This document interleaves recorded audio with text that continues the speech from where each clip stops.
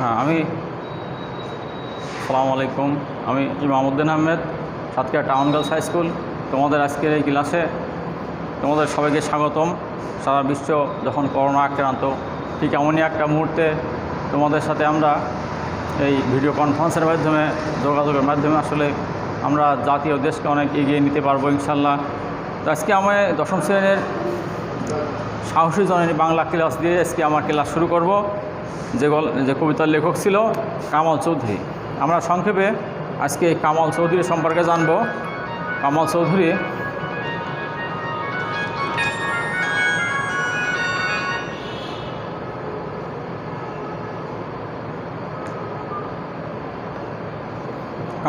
কামাল চৌধুরী তিনি কুমিল্লার 14 জেলার বিজয়কড়া গ্রামে জন্মগ্রহণ করেন। তার পিতা আহমদ হোসেন চৌধুরী ও মাতা তাহেরা বেগম। 1973 সালে তিনি নারায়ণগঞ্জ জেলার গোদাইল হাই স্কুল থেকে এসএসসি পাশ করেন এবং 1975 সালে তিনি ঢাকা কলেজ থেকে এইচএসসি পাশ করেন। পরবর্তীকালে তিনি ঢাকা বিশ্ববিদ্যালয়ের সমাজ বিজ্ঞান অনুষদ থেকে স্নাতক ও স্নাতকোত্তর ডিগ্রি লাভ করেন। 1906 সালে তিনি গারো জনগোষ্ঠীর মাতৃসূত্র আবাস প্রথা নিয়ে গবেষণা করে পিএইচডি ডিগ্রি অর্জন করেছিলেন। বর্তমানে তিনি সরকারি চাকরিতে নিয়োজিত আছেন। তার কবিতা বাঙালির আবহমান জীবন চর্চা সংগ্রাম ও মানবীয় বোধের উচ্চারণ, সেই সঙ্গে শিল্পিত প্রকরণের উজ্জ্বল প্রকাশ, শব্দ ছন্দ ও সচেতন নিরীক্ষণ প্রবণ এ কবি বাংলায় কবিতায় পরিশ্রুত ধারার অন্যতম প্রবর্তক ছিলেন তিনি। তার উল্লেখযোগ্য কাব্যগ্রন্থ কামাল চৌধুরীর উল্লেখযোগ্য কাব্যগ্রন্থের মধ্যে আছে মিছিলের সমান বয়সী কাব্যগ্রন্থ,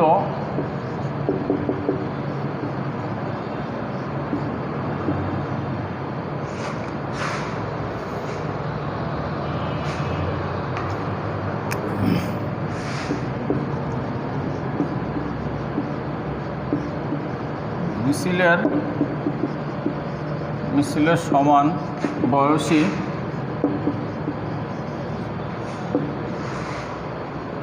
টানাপোড়েনের দিন,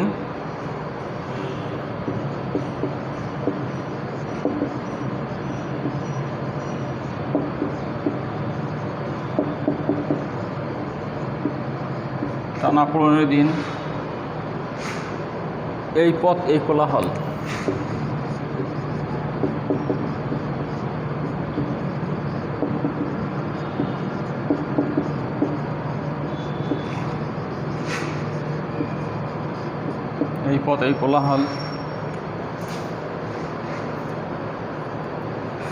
এসেছি নিজের ভোরে ধুলিও সাগর, আরও আছে এসে ধুলিও সাগর দৃশ্য, হে মাটি পৃথিবী পুত্র, পান্থশালার ঘোড়া ইত্যাদি। কিশোর কবিতা, তার লেখা কিশোর কবিতা আপন মনের পাঠশালাতে সাহিত্যে তাৎপর্যময় অবদানের জন্য তিনি বাংলা সাহিত্যে অনন্য পুরস্কার ও সম্মাননায় ভূষিত হয়েছেন। আমরা এখন কামাল লোহানীর কবিতা নিয়ে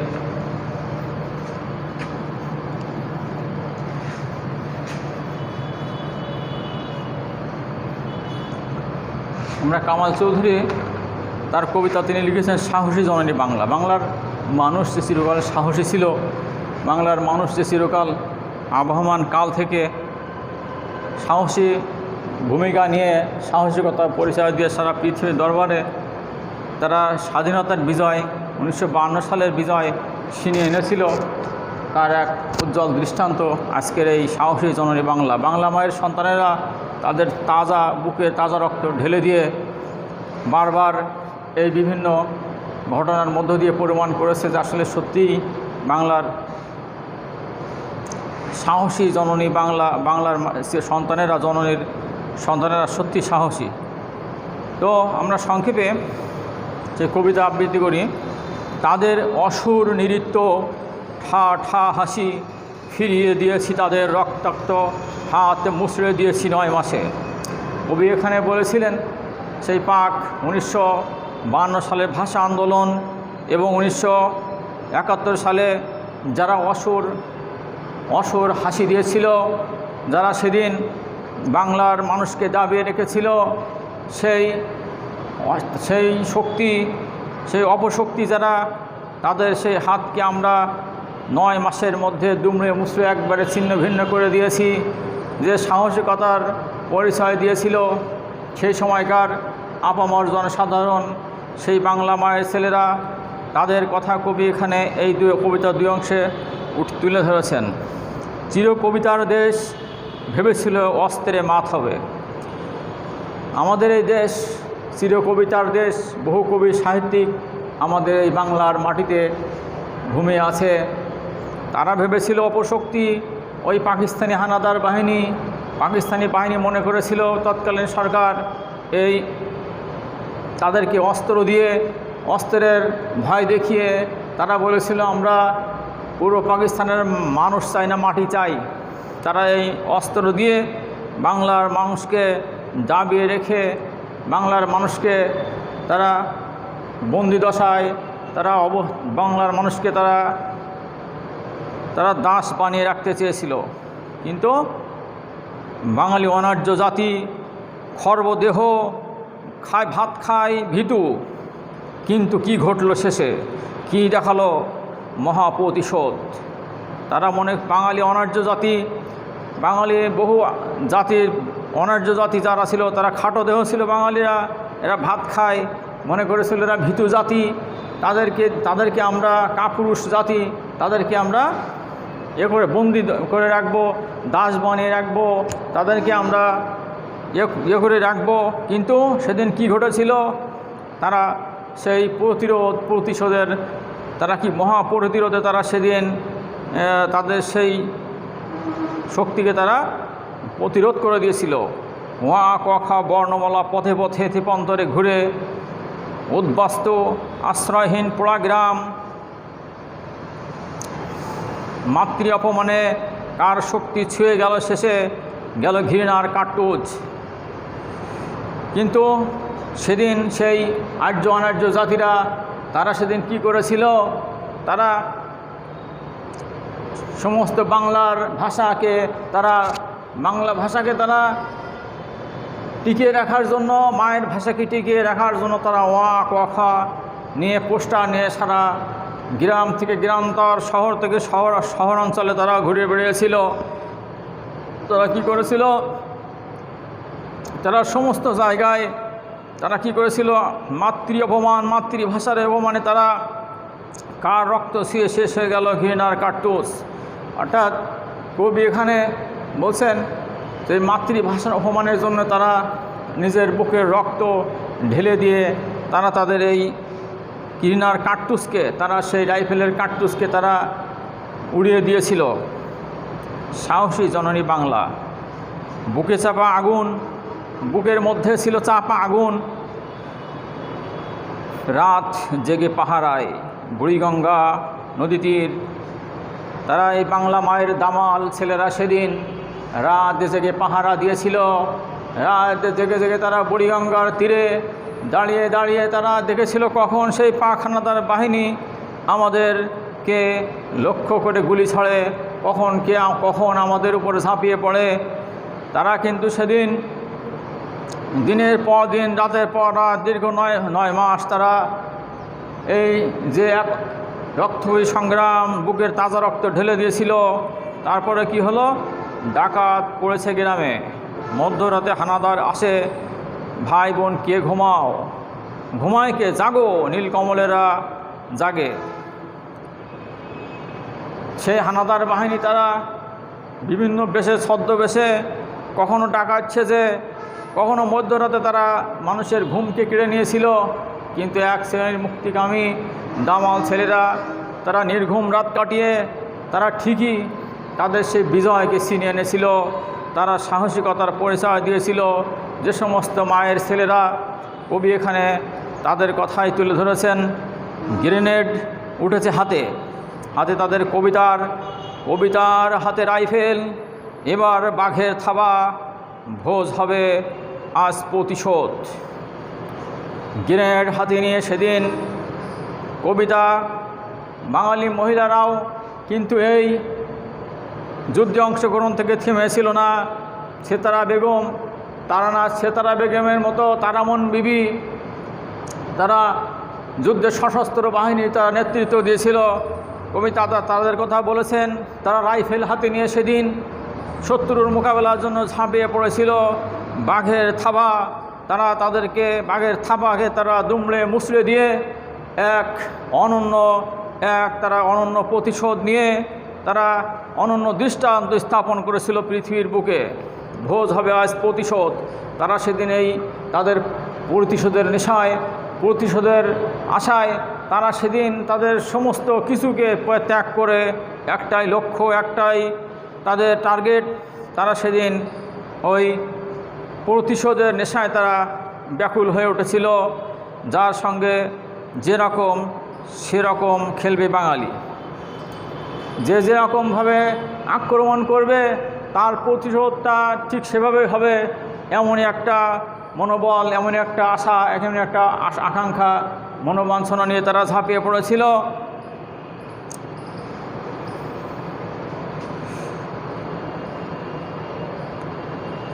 যার খেলেছি মরেছি সুখে, কান কেটে দিয়েছি তোদের, এসেছি আবার ফিরে, রাত জাগা নির্বাসন শেষে এসেছি জননী বঙ্গ স্বাধীনতা উড়িয়ে। কবি এখানে বলছেন, আমরা খেলেছি, আমরা তারপরে অনেকে মারা গিয়েছি, আমরা সমস্ত শক্তি দিয়ে, আমরা সমস্ত আমাদের সব কিছুই দিয়েই, আমাদের প্রাণ দিয়ে, আমাদের শক্তি দিয়ে, অর্থ দিয়ে, সময় দিয়ে, সব কিছু দিয়ে আমরা আমাদের শত্রুর মোকাবেলা করে আমরা সেই অপশক্তিকে কান কেটে দিয়েছি, তাদের অপশক্তিকে আমরা বিতাড়িত করেছি। এটাই ছিল কবি এখানে সে কথাই বলতে চেয়েছেন যে আমরা তাদেরকে তাদেরকে আমরা উৎখাত করে দিয়েছি। এসেছি ফিরে আবার রাত জাগা নির্বাসন শেষে পতাকা উড়িয়ে, আমরা সমস্ত অক্লান্ত পরিশ্রম করে আমরা শেষে রাত জাগা পাহারাদার যেমন তাদের মতো করেই আমরা কি করেছি, আমরা আমাদের কাঙ্ক্ষিত স্বাধীনতাকে, আমাদের বিজয়কে আমরা ছিনিয়ে নিয়ে এসেছি। কবি কামাল চৌধুরী এই কবিতার মধ্যে এই কথাই তুলে ধরেছেন যে আসলে এই বাঙালি বীরের জাতি, এই বাঙালিরা বিভিন্ন দেশের মানুষ এখানে বাস করে, পৃথিবীর বহু দেশের মানুষ এখানে এসেছে, অনেক ইংরেজ, পর্তুগিজ, ফরাসি, আরবি, ফার্সি বহু দেশের মানুষ এখানে এসেছে। এরা ভীতু, এরা কাপুরুষ, এরকমভাবে তারা একটা মানসিকতা নিয়েই সেই পূর্ব পাকিস্তানি বাহিনী, ব্রিটিশরা তারা এইসব দেশে রাজত্ব করেছিল। কিন্তু আসলে কি হলো, আসলে তারা এই খাটো জাতি যারা ভাত খায়, যারা ভীতু, এই জাতি লাস্টে কী দেখালো, তারা তাদের সর্বশক্তি দিয়ে, তারা তাদের সমস্ত অর্থ দিয়ে, সময় দিয়ে, সব কিছু জীবন দিয়ে তারা তাদের সেই প্রতিশোধের আকাঙ্ক্ষায় ব্যাকুল হয়ে তারা ঠিকই তাদের সেই তারা সেই অপশক্তির বিরুদ্ধে অপশক্তিকে উৎখাত করে তাদের সেই কালো হাতকে ভেঙে চুরমার করে দিয়ে তাদের কাঙ্ক্ষিত শক্তিকে, তাদের কাঙ্ক্ষিত সেই স্বাধীনতাকে তারা ছিনিয়ে এনেছে, পতাকা উড়িয়ে দিয়েছে, বিজয়ের পতাকা। আজ আমরা স্বাধীন জাতি। তাই কবি এ কথা এখানে বারবার তুলে ধরেছেন। আমরা এখান থেকে কিছু শব্দ অর্থ দেখব।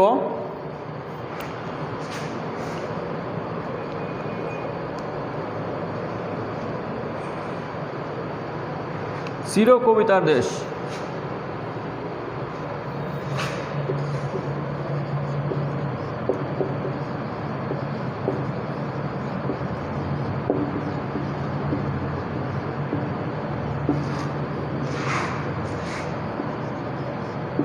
অর্থ বাংলা ও বাঙালি জাতি কবিতার জন্য বিখ্যাত। বাংলা ও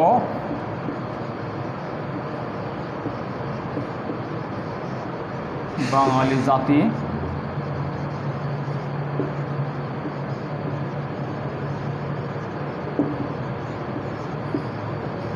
কবিতার কবিতার জন্য বিখ্যাত। কবিতার জন্য বিখ্যাত। বাঙাল ও বাঙালি জাতি কবিতার জন্য বিখ্যাত।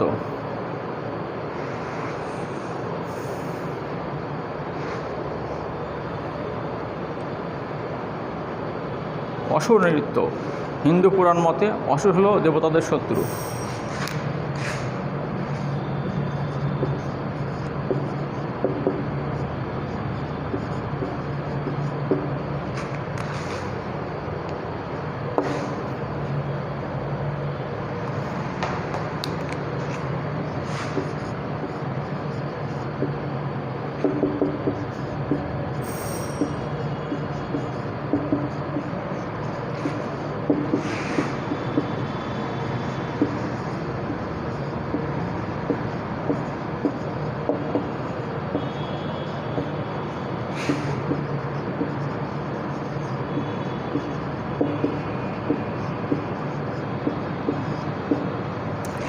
হিন্দু পুরাণ মতে অসুর হল দেবতাদের শত্রু।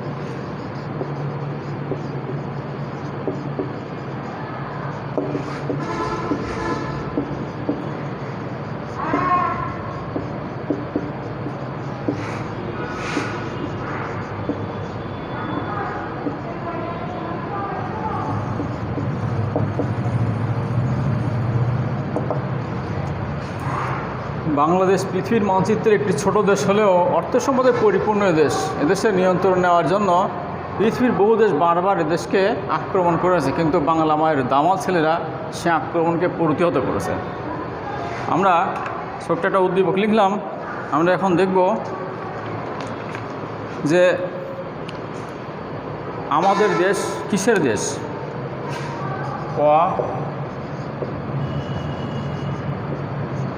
আমাদের দেশ কিসের দেশ।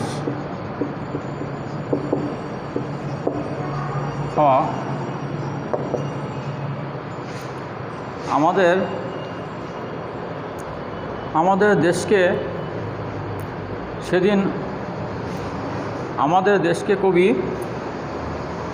কবিতার দেশ বলেছেন কেন? আমাদের দেশকে কবি কবিতার দেশ বলেছেন কেন? তো আগামী ক্লাসে আমরা এই দুটো প্রশ্ন দিলাম তোমাদের বাসার কাজ। এই দুটো আগামীতে আমরা পরবর্তীতে আবার দেখব। এই আশা রেখে স্কুল খোলার পরে এই আশা রেখে আজকে আমরা এই সাহস জননী বাংলা ক্লাস এখানে শেষ করছি। সবাইকে ধন্যবাদ।